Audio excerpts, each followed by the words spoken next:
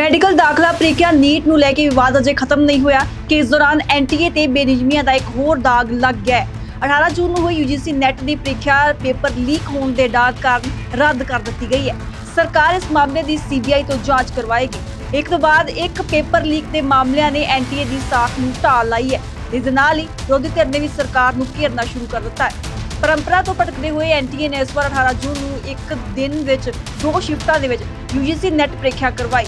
PAN paper mode ਨਾਲ ਕਰਵਾਈ ਗਈ ਇਸ ਪ੍ਰੀਖਿਆ ਲਈ ਰਿਕਾਰਡ 11 ਲੱਖ ਵਿਦਿਆਰਥੀਆਂ ਨੇ ਰਜਿਸਟ੍ਰੇਸ਼ਨ ਕਰਵਾਈ ਸੀ। ਇਸ ਤੋਂ ਪਹਿਲਾਂ यूजीसी ਨੈਟ ਪ੍ਰੀਖਿਆ ਇੱਕ ਦਿਨ ਤੋਂ ਵੱਧ ਕਈ ਸ਼ਿਫਟਾਂ ਵਿੱਚ ਕਰਵਾਈ ਜਾਂਦੀ ਸੀ।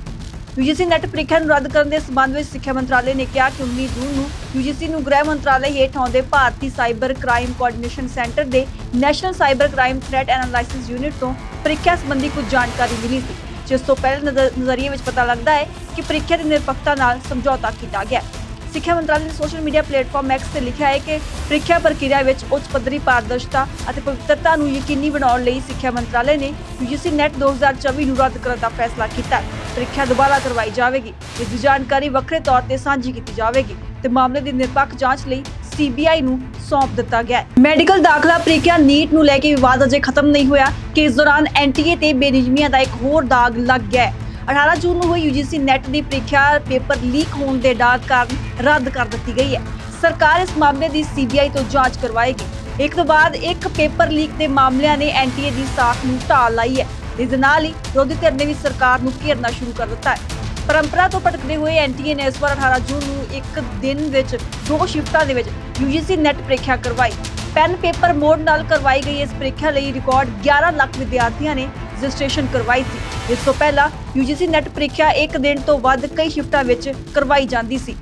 यूजीसी ਨੈਟ ਪ੍ਰੀਖਿਆ ਨੂੰ ਰੱਦ ਕਰਨ ਦੇ ਸਬੰਧ ਵਿੱਚ ਸਿੱਖਿਆ ਮੰਤਰਾਲੇ ਨੇ ਕਿਹਾ ਕਿ 19 ਜੂਨ ਨੂੰ यूजीसी ਨੂੰ ਗ੍ਰਹਿ ਮੰਤਰਾਲੇ ਹੇਠ ਆਉਂਦੇ ਭਾਰਤੀ ਸਾਈਬਰ ਕ੍ਰਾਈਮ ਕੋਆਰਡੀਨੇਸ਼ਨ ਸੈਂਟਰ ਦੇ national cyber crime threat analysis unit ਤੋਂ ਪ੍ਰੀਖਿਆ ਸੰਬੰਧੀ ਕੁਝ ਜਾਣਕਾਰੀ ਮਿਲੀ ਸੀ, ਜਿਸ ਤੋਂ ਪਹਿਲੇ ਨਜ਼ਰੀਏ ਵਿੱਚ ਪਤਾ ਲੱਗਦਾ ਹੈ ਕਿ ਪ੍ਰੀਖਿਆ ਦੀ ਨਿਰਪੱਖਤਾ ਨਾਲ ਸਮਝੌਤਾ ਕੀਤਾ ਗਿਆ।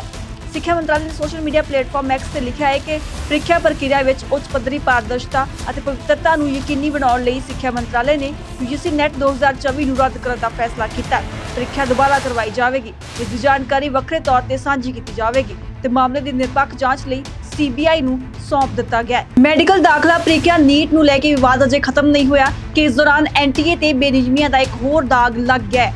18 ਜੂਨ ਨੂੰ ਹੋਈ यूजीसी ਨੈਟ ਦੀ ਪ੍ਰੀਖਿਆ ਪੇਪਰ ਲੀਕ ਹੋਣ ਦੇ ਡਰ ਕਾਰਨ ਰੱਦ ਕਰ ਦਿੱਤੀ ਗਈ ਹੈ। ਸਰਕਾਰ ਇਸ ਮਾਮਲੇ ਦੀ ਸੀਬੀਆਈ ਤੋਂ ਜਾਂਚ ਕਰਵਾਏਗੀ। ਇੱਕ ਤੋਂ ਬਾਅਦ ਇੱਕ ਪੇਪਰ ਲੀਕ ਦੇ ਮਾਮਲਿਆਂ ਨੇ ਐਨਟੀਏ ਦੀ ਸਾਖ ਨੂੰ ਢਾਲ ਲਾਈ ਹੈ। ਇਸ ਦੇ ਨਾਲ ਹੀ ਵਿਰੋਧੀ ਧਿਰ ਨੇ ਵੀ ਸਰਕਾਰ ਨੂੰ ਘੇਰਨਾ ਸ਼ੁਰੂ ਕਰ ਦਿੱਤਾ ਹੈ। परंपरा तो भटकते हुए एनटीए ने इस बार 18 जून ਨੂੰ ਇੱਕ ਦਿਨ ਵਿੱਚ 2 ਸ਼ਿਫਟਾਂ ਦੇ ਵਿੱਚ यूजीसी ਨੈਟ ਪ੍ਰੀਖਿਆ ਕਰਵਾਈ। ਪੈਨ ਪੇਪਰ ਮੋਡ ਨਾਲ ਕਰਵਾਈ ਗਈ ਇਸ ਪ੍ਰੀਖਿਆ ਲਈ ਰਿਕਾਰਡ 11 ਲੱਖ ਵਿਦਿਆਰਥੀਆਂ ਨੇ ਰਜਿਸਟ੍ਰੇਸ਼ਨ ਕਰਵਾਈ ਸੀ। ਇਸ ਤੋਂ ਪਹਿਲਾਂ यूजीसी ਨੈਟ ਪ੍ਰੀਖਿਆ ਇੱਕ ਦਿਨ ਤੋਂ ਵੱਧ ਕਈ ਸ਼ਿਫਟਾਂ ਵਿੱਚ ਕਰਵਾਈ ਜਾਂਦੀ ਸੀ। यूजीसी ਨੈਟ ਪ੍ਰੀਖਿਆ ਨੂੰ ਰੱਦ ਕਰਨ ਦੇ ਸਬੰਧ ਵਿੱਚ ਸਿੱਖਿਆ ਮੰਤਰਾਲੇ ਨੇ ਕਿਹਾ ਕਿ 19 ਜੂਨ ਨੂੰ यूजीसी ਨੂੰ ਗ੍ਰਹਿ ਮੰਤਰਾਲੇ ਹੇਠ ਆਉਂਦੇ ਭਾਰਤੀ ਸਾਈਬਰ ਕ੍ਰਾਈਮ ਕੋਆਰਡੀਨੇਸ਼ਨ ਸੈਂਟਰ ਦੇ national cyber crime threat analysis unit ਤੋਂ ਪ੍ਰੀਖਿਆ ਸੰਬੰਧੀ ਕੁਝ ਜਾਣਕਾਰੀ ਮਿਲੀ ਸੀ, ਜਿਸ ਤੋਂ ਪਹਿਲੇ ਨਜ਼ਰੀਏ ਵਿੱਚ ਪਤਾ ਲੱਗਦਾ ਹੈ ਕਿ ਪ੍ਰੀਖਿਆ ਦੀ ਨਿਰਪੱਖਤਾ ਨਾਲ ਸਮਝੌਤਾ ਕੀਤਾ ਗਿਆ। ਸਿੱਖਿਆ ਮੰਤਰਾਲੇ ਨੇ ਸੋਸ਼ਲ ਮੀਡੀਆ ਪਲੇਟਫਾਰਮ ਐਕਸ ਤੇ ਲਿਖਿਆ ਹੈ ਕਿ ਪ੍ਰੀਖਿਆ ਪ੍ਰਕਿਰਿਆ ਵਿੱਚ ਉੱਚ ਪੱਧਰੀ ਪਾਰਦਰਸ਼ਤਾ ਅਤੇ ਪਵਿੱਤਰਤਾ ਨੂੰ ਯਕੀਨੀ ਬਣਾਉਣ ਲਈ ਸਿੱਖਿਆ ਮੰਤਰਾਲੇ ਨੇ यूजीसी ਨੈਟ 2024 ਨੂੰ ਰੱਦ ਕਰਨ ਦਾ ਫੈਸਲਾ ਕੀਤਾ। ਪ੍ਰੀਖਿਆ ਦੁਬਾਰਾ ਕਰਵਾਈ ਜਾਵੇਗੀ। ਇਸ ਦੀ ਜਾਣਕਾਰੀ ਵੱਖਰੇ ਤੌਰ ਤੇ ਸਾਂਝੀ ਕੀਤੀ ਜਾਵੇਗੀ ਤੇ ਮਾਮਲੇ ਦੀ ਨਿਰਪੱਖ ਜਾਂਚ ਲਈ ਸੀਬੀਆਈ ਨੂੰ ਸੌਂਪ ਦਿੱਤਾ ਗਿਆ ਹੈ। ਮੈਡੀਕਲ ਦਾਖਲਾ ਪ੍ਰੀਖਿਆ ਨੀਟ ਨੂੰ ਲੈ ਕੇ ਵਿਵਾਦ ਅਜੇ ਖਤਮ ਨਹੀਂ ਹੋਇਆ ਕਿ ਇਸ ਦੌਰਾਨ ਐਨਟੀਏ ਤੇ ਬੇਨਿਯਮੀਆਂ ਦਾ ਇੱਕ ਹੋਰ ਦਾਗ ਲੱਗ ਗਿਆ ਹੈ। 18 ਜੂਨ ਨੂੰ ਹੋਈ यूजीसी ਨੈਟ ਦੀ ਪ੍ਰੀਖਿਆ ਪੇਪਰ ਲੀਕ ਹੋਣ ਦੇ ਡਰ ਕਾਰਨ ਰੱਦ ਕਰ ਦਿੱਤੀ ਗਈ ਹੈ। ਸਰਕਾਰ ਇਸ ਮਾਮਲੇ ਦੀ ਸੀਬੀਆਈ ਤੋਂ ਜਾਂਚ ਕਰਵਾਏਗੀ। ਇੱਕ ਤੋਂ ਬਾਅਦ ਇੱਕ ਪੇਪਰ ਲੀਕ ਦੇ ਮਾਮਲਿਆਂ ਨੇ ਐਨਟੀਏ ਦੀ ਸਾਖ ਨੂੰ ਢਾਲ ਲਾਈ ਹੈ। ਇਸ ਦੇ ਨਾਲ ਹੀ ਵਿਰੋਧੀ ਧਿਰ ਨੇ ਵੀ ਸਰਕਾਰ ਨੂੰ ਘੇਰਨਾ ਸ਼ੁਰੂ ਕਰ ਦਿੱਤਾ ਹੈ। परंपरा तो भटकते हुए एनटीए ने इस बार 18 जून ਨੂੰ ਇੱਕ ਦਿਨ ਵਿੱਚ 2 ਸ਼ਿਫਟਾਂ ਦੇ ਵਿੱਚ यूजीसी ਨੈਟ ਪ੍ਰੀਖਿਆ ਕਰਵਾਈ। ਪੈਨ ਪੇਪਰ ਮੋਡ ਨਾਲ ਕਰਵਾਈ ਗਈ ਇਸ ਪ੍ਰੀਖਿਆ ਲਈ ਰਿਕਾਰਡ 11 ਲੱਖ ਵਿਦਿਆਰਥੀਆਂ ਨੇ ਰਜਿਸਟ੍ਰੇਸ਼ਨ ਕਰਵਾਈ ਸੀ। ਇਸ ਤੋਂ ਪਹਿਲਾਂ यूजीसी ਨੈਟ ਪ੍ਰੀਖਿਆ ਇੱਕ ਦਿਨ ਤੋਂ ਵੱਧ ਕਈ ਸ਼ਿਫਟਾਂ ਵਿੱਚ ਕਰਵਾਈ ਜਾਂਦੀ ਸੀ। यूजीसी ਨੈਟ ਪ੍ਰੀਖਿਆ ਨੂੰ ਰੱਦ ਕਰਨ ਦੇ ਸਬੰਧ ਵਿੱਚ ਸਿੱਖਿਆ ਮੰਤਰਾਲੇ ਨੇ ਕਿਹਾ ਕਿ 19 ਜੂਨ ਨੂੰ यूजीसी ਨੂੰ ਗ੍ਰਹਿ ਮੰਤਰਾਲੇ ਹੇਠ ਆਉਂਦੇ ਭਾਰਤੀ ਸਾਈਬਰ ਕ੍ਰਾਈਮ ਕੋਆਰਡੀਨੇਸ਼ਨ ਸੈਂਟਰ ਦੇ national cyber crime threat analysis unit ਤੋਂ ਪ੍ਰੀਖਿਆ ਸੰਬੰਧੀ ਕੁਝ ਜਾਣਕਾਰੀ ਮਿਲੀ ਸੀ, ਜਿਸ ਤੋਂ ਪਹਿਲੇ ਨਜ਼ਰੀਏ ਵਿੱਚ ਪਤਾ ਲੱਗਦਾ ਹੈ ਕਿ ਪ੍ਰੀਖਿਆ ਦੀ ਨਿਰਪੱਖਤਾ ਨਾਲ ਸਮਝੌਤਾ ਕੀਤਾ ਗਿਆ। ਸਿੱਖਿਆ ਮੰਤਰਾਲੇ ਨੇ ਸੋਸ਼ਲ ਮੀਡੀਆ ਪਲੇਟਫਾਰਮ ਐਕਸ ਤੇ ਲਿਖਿਆ ਹੈ ਕਿ ਪ੍ਰੀਖਿਆ ਪ੍ਰਕਿਰਿਆ ਵਿੱਚ ਉੱਚ ਪੱਧਰੀ ਪਾਰਦਰਸ਼ਤਾ ਅਤੇ ਪਵਿੱਤਰਤਾ ਨੂੰ ਯਕੀਨੀ ਬਣਾਉਣ ਲਈ ਸਿੱਖਿਆ ਮੰਤਰਾਲੇ ਨੇ UGC NET 2024 ਨੂੰ ਰੱਦ ਕਰਨ ਦਾ ਫੈਸਲਾ ਕੀਤਾ ਹੈ। ਪ੍ਰੀਖਿਆ ਦੁਬਾਰਾ ਕਰਵਾਈ ਜਾਵੇਗੀ। ਇਸ ਦੀ ਜਾਣਕਾਰੀ ਵੱਖਰੇ ਤੌਰ ਤੇ ਸਾਂਝੀ ਕੀਤੀ ਜਾਵੇਗੀ ਤੇ ਮਾਮਲੇ ਦੀ ਨਿਰਪੱਖ ਜਾਂਚ ਲਈ CBI ਨੂੰ ਸੌਂਪ ਦਿੱਤਾ ਗਿਆ ਹੈ।